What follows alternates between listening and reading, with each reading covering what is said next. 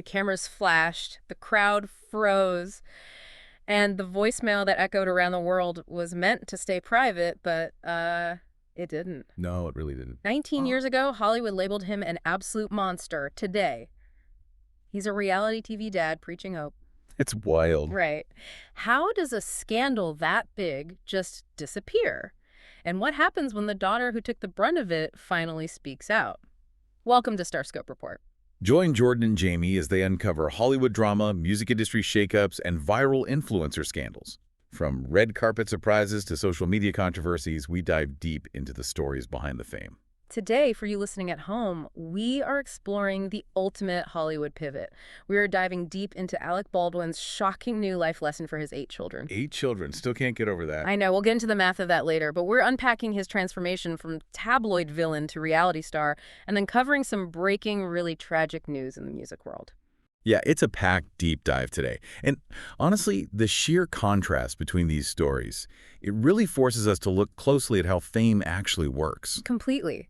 We're tracking the evolution of a single public figure over 2 decades, while simultaneously watching how the modern news cycle processes unthinkable tragedy in real time. It kind of challenges every assumption we have about legacy, you know? Exactly. So to understand this headline story, Alec Baldwin revealing the life lesson he's teaching his kids, we have to take you back to a very specific cultural moment. Oh, man. April 2007. Yes. Fast forward your mind back to 2007. The internet gossip ecosystem was really just finding its teeth, and Alec Baldwin is fresh off an appearance on The Late Show with David Letterman. And he's charming. He's incredibly charming, quick-witted, telling the audience his daughter's doing great. Right, playing the perfect Hollywood dad, but then literally a few hours later, he tries to call that 11-year-old daughter Ireland, and she doesn't pick up the phone. Which resulted in a voicemail that basically became the blueprint for the modern viral scandal. Yeah, the contrast between the polished talk show guest and the man leaving that message was violently jarring. Violently. He leaves this blistering, expletive-filled voicemail calling his 11-year-old a rude, thoughtless little pig. Oof. It's still hard to hear. It is. He threatens to fly across the country just to straighten her out. And then, of course, that audio tape leaks to TMZ. And keep in mind, TMZ was just establishing itself as a powerhouse back then. They were completely shifting the power dynamic away from Hollywood publicists. Giving raw, unfiltered access directly to the public. Yeah. And it worked. The tape goes viral, it blankets CNN, and it ultimately cost him his visitation rights in the middle of a super bitter custody battle with Kim Basinger. Yeah, in the court of public opinion, he was cemented as an absolute monster. The public decided collectively that this 2-minute audio clip was the unvarnished, authentic Alec Baldwin. Everything else was just acting. Exactly. And it was a deeply traumatic event for a child to have broadcast to the entire world. For years, it seemed impossible that he would ever shake that specific reputation. The narrative was written in stone. But Hollywood narratives are funny like that. Fast forward nearly 2 decades to today in 2026. A completely different world. Totally.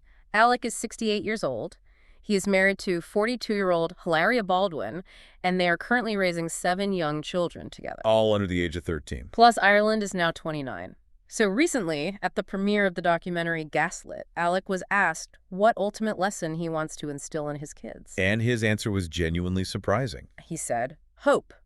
He stated that the world is more hopeless than I've ever seen, but insists his kids must keep fighting to take the reins of power away from people who are going to abuse it. The psychological shift there is fascinating to analyze. I mean, in 2007, you have an audio recording of a man who has completely lost his temper, aggressively trying to assert dominance over an 11-year-old. Right. And 19 years later, he is standing on a red carpet, speaking with this world-weary philosophical weight about preventing the abuse of power. It is a massive thematic reversal of his own darkest public moment. Yeah, and he also joked that he really just wants his kids to be strong so they can push his wheelchair. He just flatly acknowledged he'll be 80 by the time some of them go to college. Which is wow. Let's break down the sheer reality of this older fatherhood for a second, because the math is wild. He was in his mid-50s when he started his second family. 7 children under 13 is a logistical and emotional hurricane for any parent, let alone someone approaching 70. Right. The wheelchair comment is just disarmingly blunt. It strips away the Hollywood glamour entirely. Raising that many toddlers and preteens requires a staggering amount of physical energy. Oh, for sure. He is projecting the image of a profoundly exhausted, reflective older father who is simply trying to survive a chaotic household. Okay, but let me challenge that softened image for a moment, though. Go for it. Because this timeline coincides perfectly with the announcement of a brand new TLC reality show called The Baldwins. Ah, yes. The reality show. So is this a genuine human evolution we are witnessing, or is this just a masterclass in crisis PR? I kind of look at this the way I look at a major corporate rebrand. How do you mean? Is Alec Baldwin genuinely a tired philosophical dad? Or is he like an oil company that just rolled out a cuddly new animated mascot to make us forget about a massive environmental spill? That is a brutal analogy, but I love it. Are we just being marketed a softer, safer Baldwin to ensure high ratings? What do you think? It is a fair skepticism, especially considering he is a seasoned producer who understands narrative structure better than almost anyone. However, Yeah. human development and PR strategy are not always mutually exclusive. The exhaustion of raising 7 young children fundamentally alters a person's ego. That's very true. A man in his late 60s surrounded by that level of domestic chaos simply does not have the bandwidth to maintain the same combative, fiery persona he had in his 40s. He's just too tired to fight. Exactly. The shift in his priorities is likely very real, even if the timing of sharing those priorities happens to be highly beneficial for a television contract. Okay, that makes sense. The reality of the home life shapes the PR, rather than the PR entirely fabricating the home life. Right. And that's not even the wildest part of this family dynamic. You won't believe what Ireland actually gave him for Father's Day a few years ago to explicitly mock that infamous 2007 voicemail. This is so good. If you're loving these Hollywood twists, make sure you're subscribed. We've got even crazier stories ahead. The evolution of their relationship is honestly, arguably the most surprising element of this entire timeline. It really is. But to really understand why Alec is suddenly leaning so hard into this domestic reality TV lifestyle, we have to look at the catalyst that forced him into his house in the first place. Yeah, we can't ignore the elephant in the room. Our next headline: Alec retires from Hollywood for TLC, while Ireland shuts down inheritance trolls. The pivot away from prestigious acting roles isn't just about aging. No, it is rooted in a profound, unthinkable tragedy. Back in October 2021, on the set of the Western film Rust, a prop gun Alec was holding discharged. It killed cinematographer Helena Hutchins and injured director Joel Souza. That event fractured everything. It wasn't just a career-halting moment. It was a devastating loss of life that resulted in immense public scrutiny and severe legal peril, He faced involuntary manslaughter charges. which cast a massive, terrifying shadow over his life for years. Ultimately, though, those charges were dismissed with prejudice in 2024. So for you listening who might not be familiar with the legal jargon, what does dismissed with prejudice actually mean in practical terms? It is the legal equivalent of locking the courtroom door and throwing away the key. Wow. Yeah, it means the judge found the prosecution's error so fundamental in this specific case, a ruling that prosecutors withheld evidence regarding how live ammunition arrived on set, that the state is permanently banned from ever bringing those exact charges against him again. So it's done. The legal threat is completely and permanently over. And the psychological toll of that threat is what led to this new era. Alec recently admitted on a podcast that the immediate aftermath of the Rust shooting kept him hunkered down at home for 3.5 years. That is a long time to just be inside your own walls. He said the love energy of his young children literally saved his life during that period. And now he wants to retire from acting entirely. He has stated he has no interest in Broadway or traditional movies anymore. Which is a huge shift for someone with his resume. Right. He wants to do the daily school run, stay in his house, and star in the Baldwins on TLC. You know, stepping away from traditional acting to do reality television makes perfect sense when you look at it through the lens of control. How so? Well, on a movie set, as he learned in the most tragic way possible, there are variables you cannot control. In traditional media, an editor or a journalist shapes how the world sees you.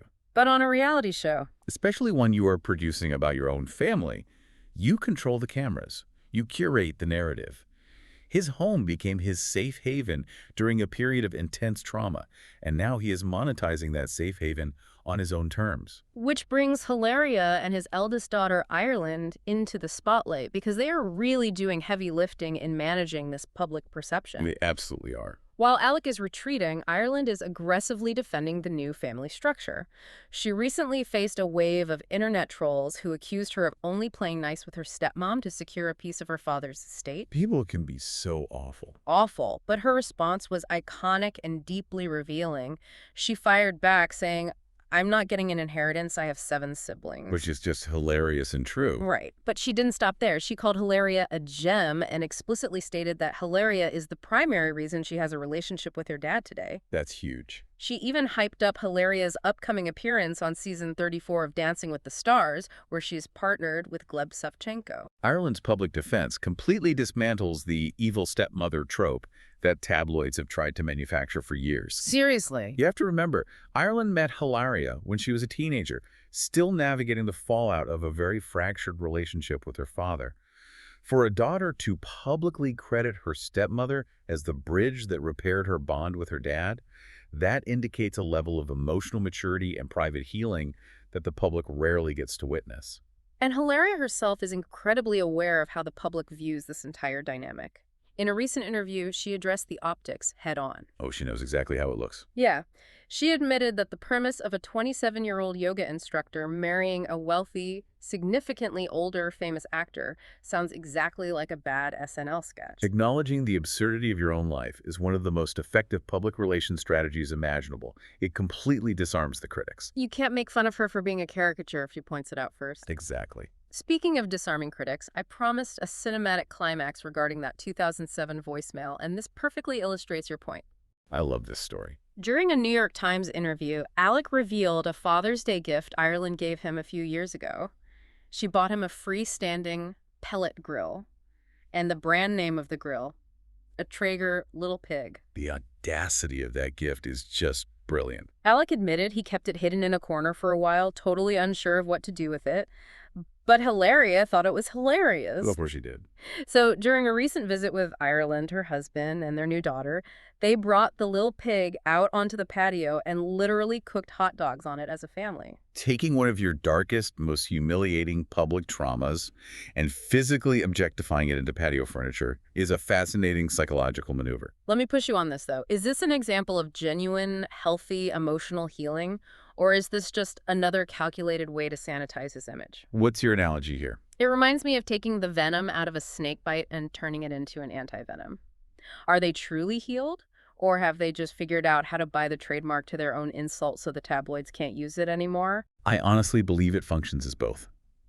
The emotional labor required for father and daughter to reach a place where they can cook dinner on a grill named after their worst shared trauma, that is immense. Yeah. That requires real forgiveness. But publicly sharing that anecdote in the New York Times, that is strategic. You think so? Oh, definitely. Once you own the joke, you remove all the ammunition from your detractors. If they are laughing at the little pig comment as a family, the tabloids can never use those words to hurt them again. Humor becomes a bulletproof shield. We've seen how fast a Hollywood career can pivot over nearly 2 decades, but later in the episode, we'll talk about a shocking twist in the music world that reminds us how fast life itself can change. Stick around. The contrast between a decades-long redemption arc and the split-second nature of breaking news is really jarring, but it perfectly captures the reality of the media we consume today.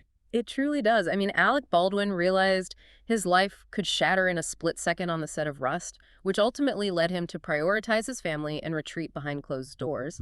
But out in the broader landscape of pop culture, the ground shifts underneath our feet constantly. We are routinely whipped back and forth between petty, manufactured celebrity drama and genuine, unthinkable tragedy, often without a single moment to process the difference. That aggressive whiplash is the defining feature of the modern information age. We process the trivial and the profound on the exact same scrolling timeline. Which sets up our final headline. Megyn Kelly calls out Taylor Swift as the music world mourns a sudden loss. Let's look at the lighter, superficial side of the internet first. Okay, set the scene. It is June 14th, 2026. The NBA Finals are taking place at Madison Square Garden. The Knicks are playing, and the celebrity row is packed. Zayn Malik is famously watching the game from a private jet, while Taylor Swift is sitting courtside. This is peak algorithm fodder. It is an event designed to generate endless debate about celebrity authenticity. Precisely. And Megyn Kelly seizes the moment. She goes viral by taking to social media to publicly call out Taylor Swift, accusing her of pretending to be a Knicks fan and just jumping on the sports bandwagon for attention. It is loud, it is superficial, and it is exactly the kind of low-stakes internet argument that generates millions of clicks, think pieces, and timeline domination. It's the ultimate form of cultural gatekeeping. We love to argue over who is a real fan because it is a completely safe debate. The consequences of being wrong are completely non-existent. But just as millions of people are furiously typing out their opinions on Taylor Swift's basketball allegiance, a devastating breaking news alert drops. Yeah, this was rough. On that exact same day, June 14, 2026, 32-year-old musician Oliver Tree is killed in a helicopter crash in Rio de Janeiro, Brazil. The suddenness of that news is deeply unsettling. And for those listening who might not be familiar with his work, Oliver Tree wasn't just a musician who put out records. Right, explain his persona a bit. He was a performance artist who practically lived in character. He was famous for his massive bowl-cut, absurdly oversized JNCO jeans and an alt-pop sound that dominated TikTok with tracks like Life Goes On and Alien Boy. He crafted this surreal, internet troll persona, constantly faking his own retirement or staging ridiculous stunts. Exactly. He treated his entire public existence as a meme. The line between Oliver Tree, the human, and Oliver Tree, the character, was deliberately blurred. And that is why the news of his death is so difficult to process. When an artist whose entire brand is built on digital absurdity and pranks is suddenly the victim of a very real, fatal helicopter crash, the internet simply doesn't know how to react. It really doesn't. The physical reality of mortality suddenly pierces through this carefully curated digital illusion. It creates a profound cognitive dissonance. You are scrolling past arguments about courtside basketball seats, and the very next post is the violent death of a 32-year-old artist. To give you listening at home a true sense of this cognitive dissonance, I want to map out the exact timeline of global events happening simultaneously that week. This is just an exercise in observing the sheer chaos of our news cycle. It's a lot to take in. It is. We're just laying out the facts of that week here. On the exact same day, the internet is tracking NBA feuds and mourning a helicopter crash in Brazil. Officials report a tragic skydiving plane crash in Missouri that leaves 12 people dead. Awful. And meanwhile, in Washington, the White House is hosting a UFC cage fighting event on the lawn to celebrate Donald Trump's 80th birthday. A completely surreal juxtaposition. Right. And this unprecedented event happens to coincide with a major geopolitical announcement. The U.S. and Iran have reached a peace deal, effectively opening the Strait of Hormuz. When you list those events back to back, the geopolitical milestones, the mass casualties, the surreal political spectacles, and the pop culture trivialities, it highlights the absurdity of our daily media diet. It really does. It is an overwhelming volume of conflicting realities to process in a 24-hour window. It is entirely overwhelming. And to be clear, we are simply reporting the factual timeline of mid-June 2026 here. But looking at that timeline raises a fundamental question about how we consume information. Yeah, it forces you to ask why. Right. Why does the algorithm, and by extension our own human attention, prioritize the Taylor Swift drama over a major international peace deal or a fatal plane crash? That's the million-dollar question. Does the constant loud churn of petty celebrity feuds act as a psychological smokescreen? Are we actively using these superficial arguments to blind ourselves to the fragile reality of life, right up until a real tragedy like Oliver Tree's crash shatters the illusion? I would argue that it functions exactly like a smokescreen, and honestly, we welcome it. Really? Yeah. We use pop culture as a shock absorber for existential dread. Confronting mortality is heavy. Trying to understand the complexities of a U.S.-Iran peace deal or processing the grief of 12 families in Missouri requires deep, uncomfortable emotional and intellectual labor. That's a good point. But arguing over whether a pop star actually likes the Knicks, that is safe. It gives us the illusion of participating in a high-stakes cultural moment without any actual risk. Wow. The noise of celebrity culture isn't a distraction from reality. It is a carefully constructed fortress we build to protect ourselves from how unpredictable and terrifying the real world actually is. That is a chilling way to frame it. The noise is the goal, not the byproduct. Stay tuned and hit that subscribe button so you don't miss what's coming next, because untangling that noise is exactly what we do here. We have to actively choose to look past the smokescreen if we want to understand the forces actually shaping our culture. So what does this all mean for you listening right now? Think about the legacy of a star and how fast narratives can be rewritten or erased entirely. Is a celebrity forever defined by their worst mistake, captured on a leaked audio tape, or a tragic accident on a movie set? Or is true redemption found in the quiet, private forgiveness of a daughter handing her dad a Lil Pig grill on a Sunday afternoon?